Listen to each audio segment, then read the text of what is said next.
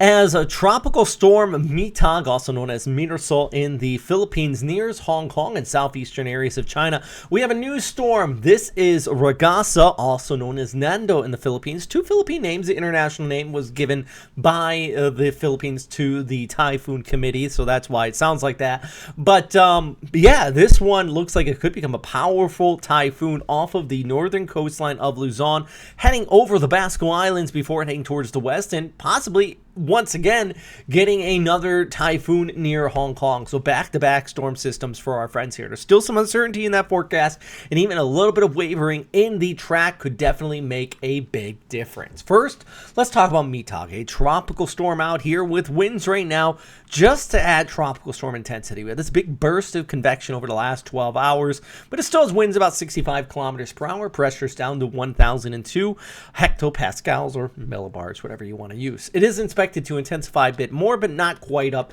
to typhoon status prior to coming on shore just towards the east of Hong Kong, where that low-level center actually could kind of pass right near the island here. The worst of the weather is going to be in the right side, the dirty side of the storm, where you can also see all that moisture getting fed in from the south here. So albeit Hong Kong is probably going to be going through their warning system, it will not be as bad as to some of the communities just even further towards the east by about 50 kilometers. That's where we're going to be seeing some of the worst of the conditions with this one as we head through our day here on Friday and into Saturday. Now you see the winds picking up on the right side of the screen. That is our other storm system, and let's talk about this one, and this is probably where the bulk of the update is going to be on. I'm meteorologist Robert Spetta, by the way, as always, do my best to inform, educate you, make proper decisions. We don't like to hype up storms here at Western Pacific Weather, but we always do want to make sure you are staying safe out there. All right, so let's talk about our satellite imagery. And you can even see here in the last few frames, this is also becoming a bit more organized. And not only just organized, but the convection's becoming a lot more tight. In fact, let's bounce over to hold on. Let's bounce over towards satellite imagery here from Windy, and we can kind of get a little bit of a higher resolution look right there. Here we go. So this is what's interesting. You see the low pressure center kind of in the northern periphery of this convection right here. But if we pull back the picture, and as remember, rule 1 of forecasting tropical systems is always look at the satellite imagery first. This is why we're analyzing this, and then we'll get into that forecast track. You see that subtropical ridge just towards the north. Let's actually go back to right here, hit pause. See this kind of isobar that it's pulling off here, just right there. That's a subtropical ridge. Now, this is kind of strong. See all these clear skies associated with it. So what our storm's going to want to do is going to want to kind of follow behind where Mirasol just went, but it's going to butt into that subtropical ridge and make that hard left turn. Now, here's my concern. You see how far these clear skies kind of extend down towards the south, and you can even see the outflow from Mirasol right there. And my thought is that it may not track that far north, and it could skirt closer to northern areas of Luzon. Now we take a look at the official track from the Japan Meteorological Agency. They do have it passing over the Basco Islands, but you know, they have it well within the cone of air of either clipping southern Taiwan or coming off here of the northern locations of Luzon. And if we take a look at the if we take a look at the ensembles here with the spaghetti plots, you can see, you know, there is that variety here of still uncertainty. It's not tightly packed, and I think that is the model's trying to pick up on this low level center for starters, but also its interaction with that high pressure ridge just towards the north, and how it's how quickly of a churn it will make. Because, you know, some of the guidance, and I'll show you in a second with the ECMWF, as it going up like this and then hard left turn versus kind of trudging along here on the southern periphery of these ensembles. So there is that variety, and in the end, you know, that can make a big difference. For example, you take a look at the ECMWF here as we go ahead through our Monday. You know, this is passing right over Basco Island, but then we jump over toward the GFS and it pushes a little bit further towards the south, creating some of those tropical storm strength conditions for northern areas of Luzon with those winds wrapping it around. The good news, the confidence has kind of swayed away from northern Luzon as far as the model guidance is concerned. It looks like things are looking a little bit better out there. We still have the inflow wrapping around for Region 1. This would be fantastic news for parts of Region 2 outside of Apari, for example, in Santa Ana. But I am not 1,000% confident on this making this track right now. There's still too much of a spread in the ensembles, and we don't quite have that tight organization in the satellite imagery, at least at this time. So just keep that in mind. And you can even see that here. Watch the ECMWF. Let's start this over. Watch how that little center gets starting to wrap up here on Friday and Saturday. And it makes this weird jog towards the north. See that? And then it stops, and then it turns towards the left. And it's just these kind of right angles that the model is doing here with this storm system that makes me think, that's weird. I hope I'm wrong, and no offense to the Pasco Islands. It's just you're built for this, okay? Yeah, I've seen the structures out there. It's typhoon country.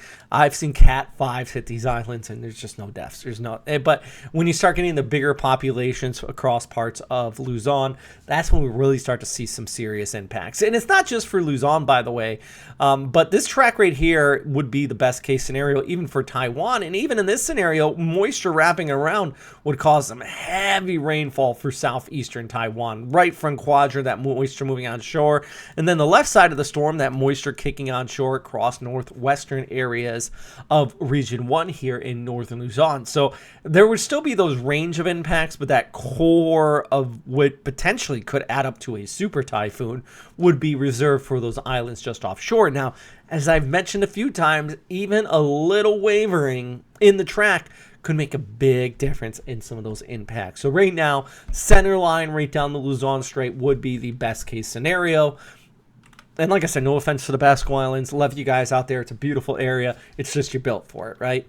And then, look at this. By Wednesday, Hong Kong. Oof. Now, this would be 1,000% a Signal Force 8 warning. That's different from Bagasa, by the way. They have a different level. But 8 basically means shut it down. This would probably be closer to a 10, to be quite frank with you. Everything gets shut down. Everybody stays home, which I think is going to be happening with Mirasol here, by the way, too. All right, so... And here's a broader view, and I put the isobars on here so you can get a good idea of that subtropical ridge right off here towards the north, how that's going to butt up against it and make that left-hand churn kind of following in the path behind Mirasol here. So it would be best case scenario right down the Luzon Strait, but it's still too close for comfort. And then do remember that there's going to be that flow wrapping around. So look at here Saturday, already see the northerly winds, afternoon thunderstorms, instability. And then Sunday, you see those northerly winds once again creating the afternoon with banding out ahead of the storm for northern areas of Luzon. And then you really kind of get that whole mass there. And this also could create a bit of a storm surge for places like Apari and those low-lying areas along the Cagayan River, the mouth of the river there. Classic storm surge, flood-prone areas. So take the time now to make sure you're ready just in case. We don't want anybody caught off guard here. And here's another look at the rainfall accumulation. So we get storm number 1 out here in Hong Kong. And then watch as Nando, oh goodness, I always say it wrong. I'm not even going to try anymore. All right, so we have Nando coming in from the east. Now watch this though. See that moisture on the right front quadrant hits Taiwan. See the add up over 300 millimeters, some areas up to 500 millimeters in that right front. And you get that moisture flow kicking in from the west and parts of Mindoro, and yes, even Manila and the NCR also could be looking at some pretty heavy rain totals.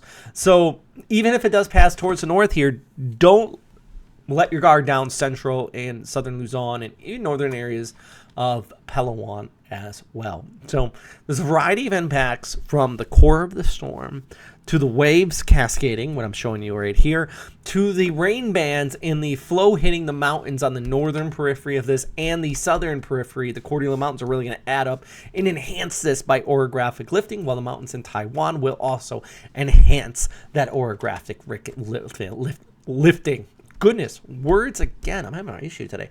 Big rainmaker. That is number 4 on this. Mirasol is going to near Hong Kong. Nando strengthening and could be looking at a quick intensification type setup. What we call the Philippine Sea Effect. There's a fun term for you. Anyways, know your information through official sources, by the way.